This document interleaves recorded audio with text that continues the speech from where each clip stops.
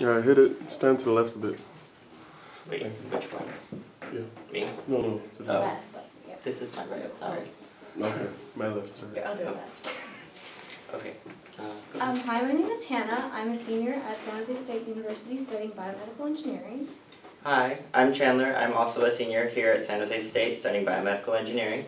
And our project was on generating osteoporotic model in pig femurs through demineralization with EDTA. So here goes a brief outline of what we'll be discussing. We'll be going over our biomedical motivation, our background, our design experiment, methods, results, conclusion, cost analysis, future work, acknowledgements, and introduction section. So for the biomedical motivation, our statement of need. Osteoporosis is an irreversible epidemic which leads to bone fractures. Fractures are expected to grow from 323 million to 555 million by the year 2050. And 54% of the patients who cannot return to their old lifestyles, and they're required to have long-term care. And this force of lifestyle change causes an emotional and financial stress on the patient, and currently there's no standard for producing osteoporosis outside of the body. So for our project goals, we wanted to produce an osteoporotic model in pig femurs through the demineralization of EDTA. So alternative methods to gather samples of measurements, we decided to use a DEXA scan because we can get more accurate density measurements using that. We found that out through a lot of literature review. And then to ensure our samples are correctly sanded for microscopy observation, and we used SME imaging to get more information about the sample surface. And then finally, we also conducted a pullout test on our healthy samples and our treated samples. So some background information on osteoporosis. So it's categorized as a low bone density following demineralization. It affects millions of people around the world and is a multi-billion-dollar industry. Factors that lead to osteoporosis are old age, genetic predisposition, smoking, and lack of physical mobility. And on the image on the left shows two samples, a healthy bone and an osteoporotic bone, and you can see the difference. The osteoporotic bone has more larger pores than a healthy bone, and we were trying to reproduce that, and we were trying to see if those were reproducible. So for our FDA regulations, we're basically generating a model for research and not a device for the market. So this section was pretty not applicable. So for a design experiment, we decided to go over different processes, which included demineralization of the samples, the bone. Using a DEXA scan, we decided to categorize the bone size. And then for the pullout strength test, we also did that as well. And then for our bone quantity, we took a sample size of 2, which we had our controlled sample, which was the healthy bones, and we had an osteoporosis sample. And for the concentration of EDTA that we used was 14 weight%. And it took about 7 days to demineralize the bones. And then for the pullout test, we had a strain rate, or we used a strain rate of 2 millimeters per minute. And then for the sample preparation, this is the bones. Once we received the bones, we decided to follow a method that Dr. Pearson told us and she works for the Santa Clara coroner's office. So her method was basically boiling the bones, or not bringing them to a boil, but more of a simmer. So we did that at 70 degrees Celsius for about 4 hours. And then after that, we took the bones out of there and we soaked it in PBS for about 24 to 36 hours. And then from there, we isolated the femoral shaft by removing the femoral head and the other end that's attached to the patella. And we did that in order to remove the softened marrow that's on the inside. And then from there, we placed it in a full-strength spick and span solution for about 30 minutes. And then from there, we moved on to placing it in hydrogen peroxide for 24 hours, and then we went on with starting the process. And whenever we didn't need the bones, we placed it in PBS solution. That's how we stored it. So to go into our experimental methods, the first experiment that we really went through was demineralizing and treating the samples with EDTA. So we ended up using powdered EDTA and producing our own 14 weight percent instead of purchasing pre-mixed EDTA. And we read in a research article that it is best to adjust the pH of EDTA to above 7, so we chose 8.0 to make it so that the EDTA dissolves faster into the solution. Then for the timeline, we soaked the treated bones and the untreated bones for 7 days. The untreated bones were soaked in a 0.01 molar phosphate buffered saline solution. The treated osteoporotic model samples had their EDTA solution changed every single day, only 50%, and then the last day, so on day 6 of the trial, we changed the entire 100% solution and re-soaked them for another 24 hours. The questions that were really raised during this were, how will the EDTA affect the sample, and what will the pattern of demineralization look like inside of the sample after their treatment with EDTA? There we go. What happened? Is that a... Is it? I think it's the wire. And every time you like step on it, or like... No, check the... Okay, there you go. It's showing. There we go. Okay. So after we treated our samples, we ended up rinsing them for about 24 hours in just plain DI water to kind of remove any excess EDTA. And then we prepared them for microscopy. We did optical microscopy first, but then we ended up doing SEM as well to produce better images of what we actually wanted to look at. We ended up fixing the ends with 24 to 32 TPI saw, and then sanding them and polishing them starting at 240 grit all the way down to a 0.05 micron alumina polish before that part was cut off and sent to the SEM analyst Ryan to be looked at under the microscope. We then took this rest of those samples and we sent them to the kinesiology department. They actually do have a DEXA scanner on campus.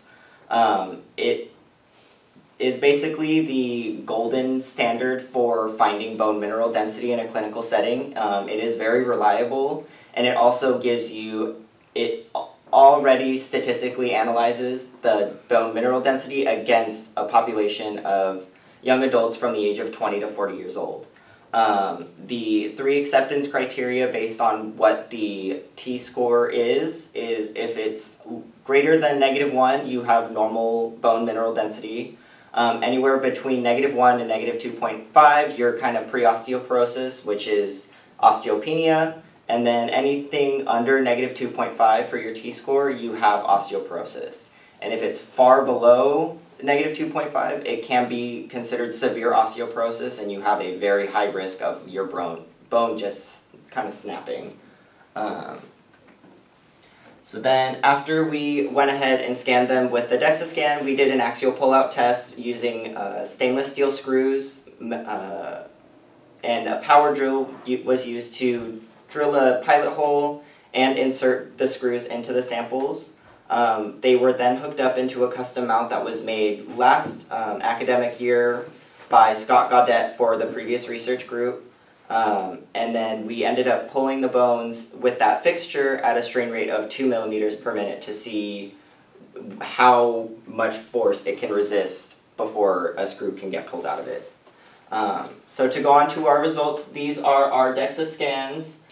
This basically shows all of our samples, the untreated ones on the left, the treated ones are on the right, and it shows the mineral density as the black bar, which if you look at our untreated samples, they all are in the blue range, which is the healthy range. That's where you want to be. It's your ideal bone mineral density.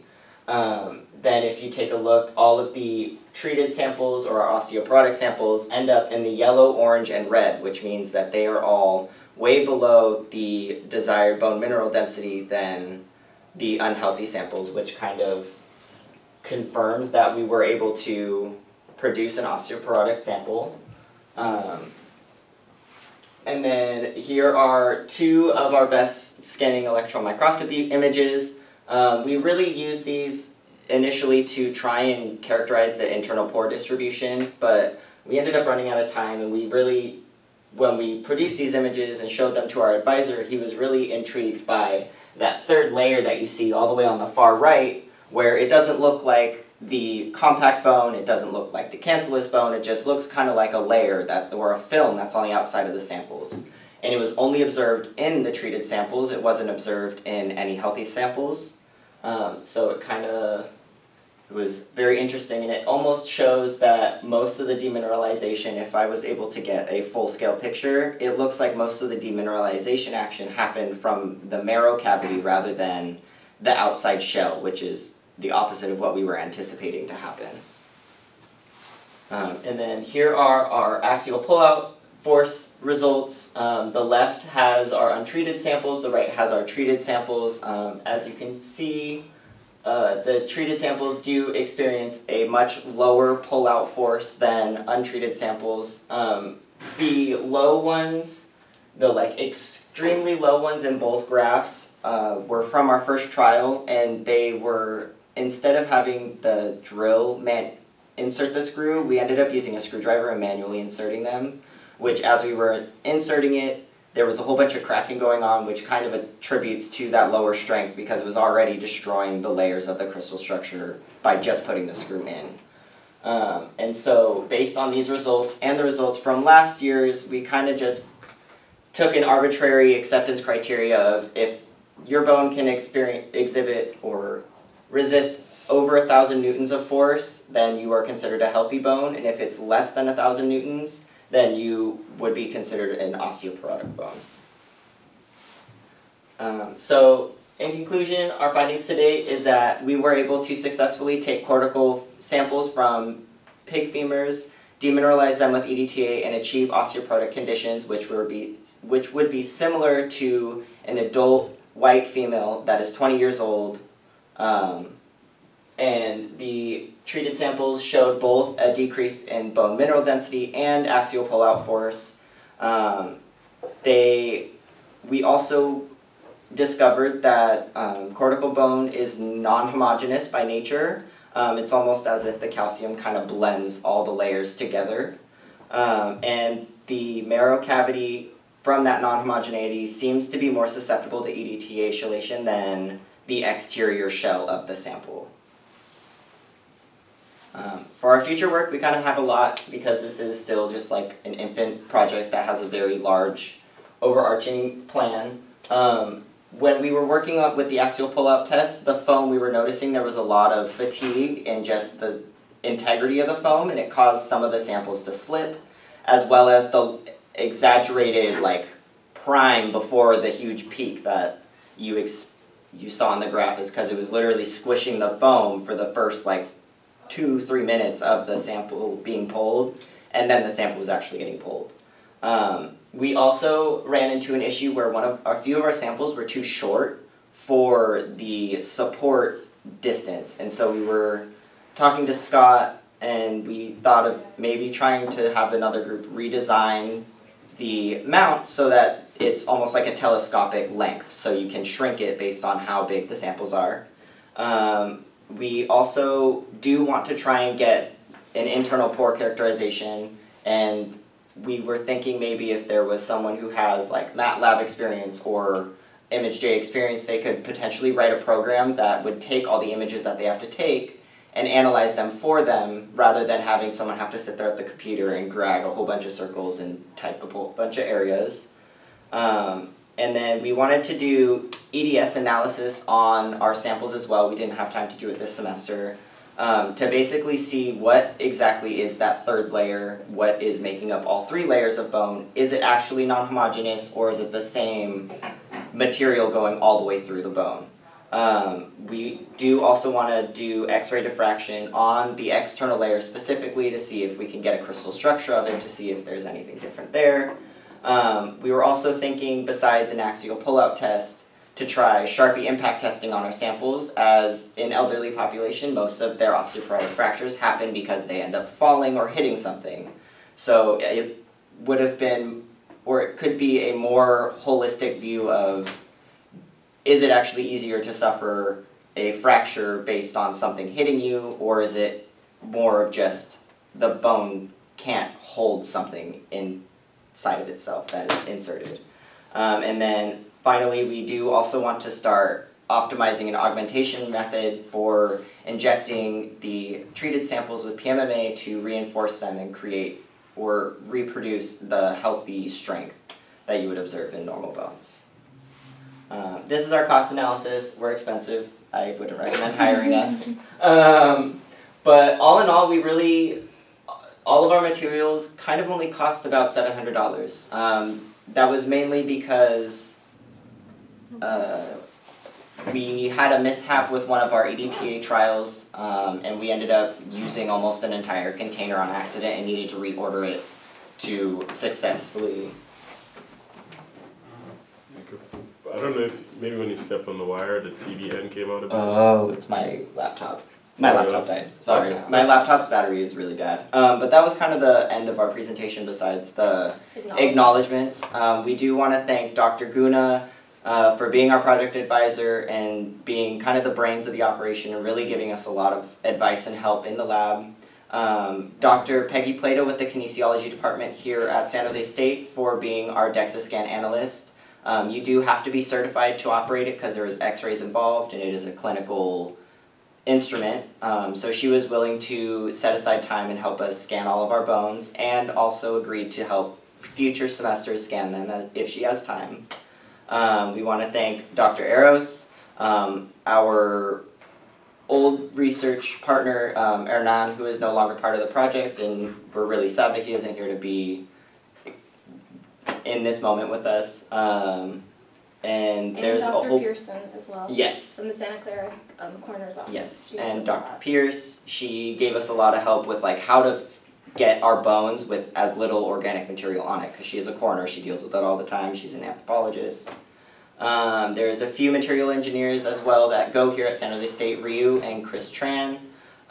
They both have been a huge help over in Lab 233, basically just helping us find things and helping us jerry-rig things. Ryu taught us, or kind of re-instructed us how to do metallography to prep our samples. And then we want to thank Dr. Eros, I already said that, but for all the help this semester and being lenient and understanding that all of us are so stressed that we are like ripping our hair out. Still have a lot of hair. Yeah, I know. Mine's falling out though. It'll be gone soon. But with that, I'd like to thank you both and thank all of you for being here and listening to our spiel on what we did for the last year. And if you have any questions, feel free. But I need to give So me one did second. you compare the results you got from the X-ray to the tensile strength in terms of some way to normalize it? Because it seemed like you had a variety of data from the X-ray, a variety of data from the Instron, and there are variations in both. Mm-hmm. Did you compare them to see if there was some sort of correlation? No, we did not. Or at least I didn't. I was kind of looking at it, however, let's see, will this work? So like, So you see how you have these variations here, yes. and then you go into tensile testing, then you have those variations there as well. I was wondering if there was some normalization that could be done between the two so you understand it a little bit more. We don't really know. We didn't look too far into that. I didn't anticipate looking into that at all. But I'm sure that if we were to look through it, and that we could probably find a way to normalize it. What about the osteoporotic bone for real people? How does it look in comparison to what you guys saw in SEM? We didn't get that. We didn't get that. Is it possible to look that up on Google image search or something? Because you guys have this bone pores on the inside, and you say there's a layer on the outside. So it would be good to know if the model you're building, which has the pores, I guess. I think this one will probably. Let's see. You should have pores in cortical mode anyway. Yeah, they're when we We did a lot of optical microscopy before we did the scanning electron, and it wasn't zooming in as much on the stereoscope we were using, so we were able to get a lot more like surface visualization. Let me pull up a picture real quick. But there is no like scale, so we didn't include it because we don't know the magnification of it, so we couldn't really know what size the pictures are. But so, let's see. I think to build off that question, I'd just like to ask is, so you know, you've shown that you can get a model of demineralized, but you can reduce mineralization, you can make up these pores, but how do you know that's representative of osteoporosis, that you're getting the same, that's doing the same, like, you know, it demineralizes it, but is it doing it the same way, or getting the same results? Can you compare and say this is a osteoporotic model, not just a demineralized bone model?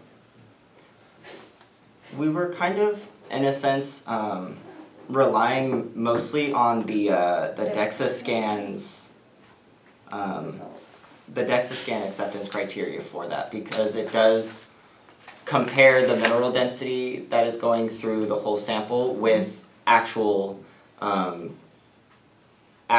samples that are like taken from the World Health Organization. It's like a huge pool of sample data of osteoporosis among huge age groups.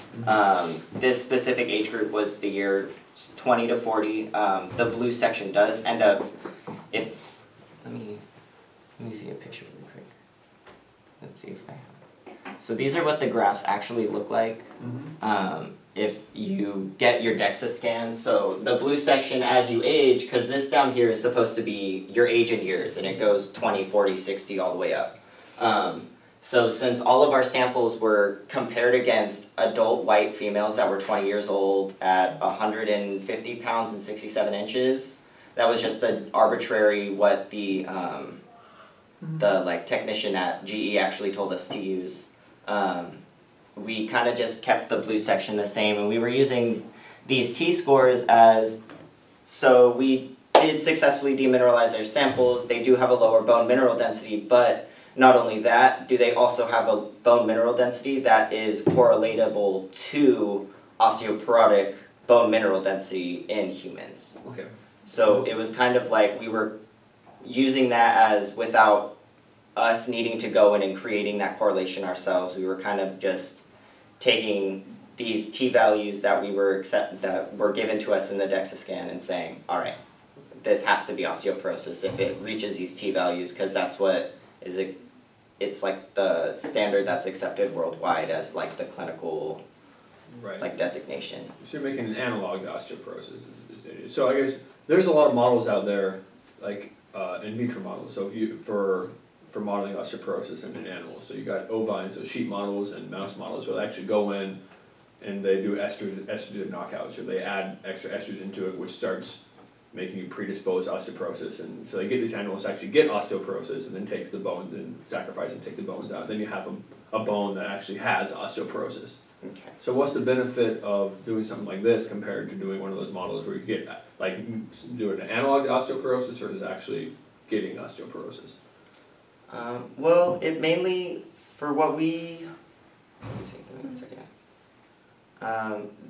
Honestly, it'll be able to produce a sample for you in a quicker time frame than having to actually treat an animal, wait for that animal to develop osteoporosis, kill that animal, then harvest the bone.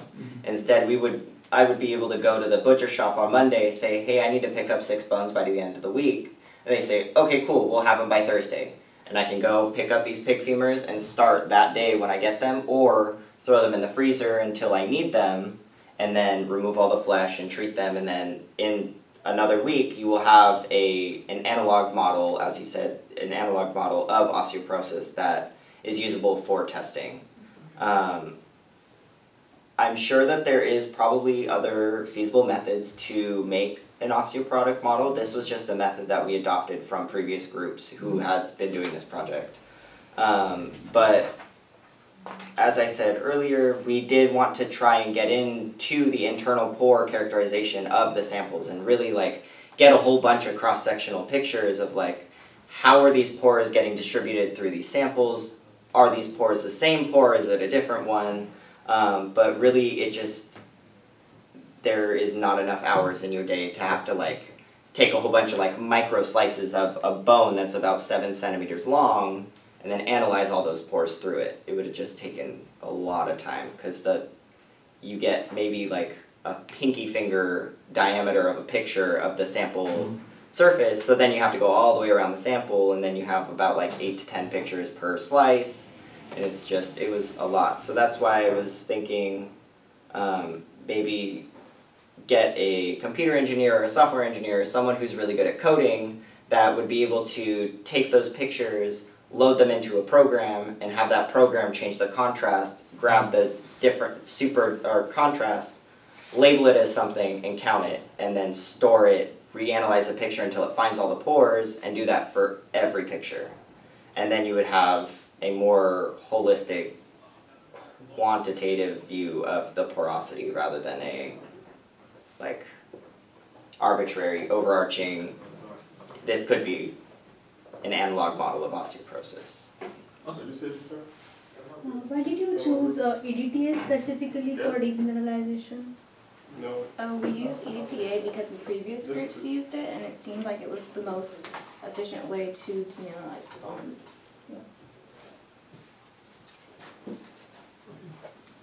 Thank you. Cool.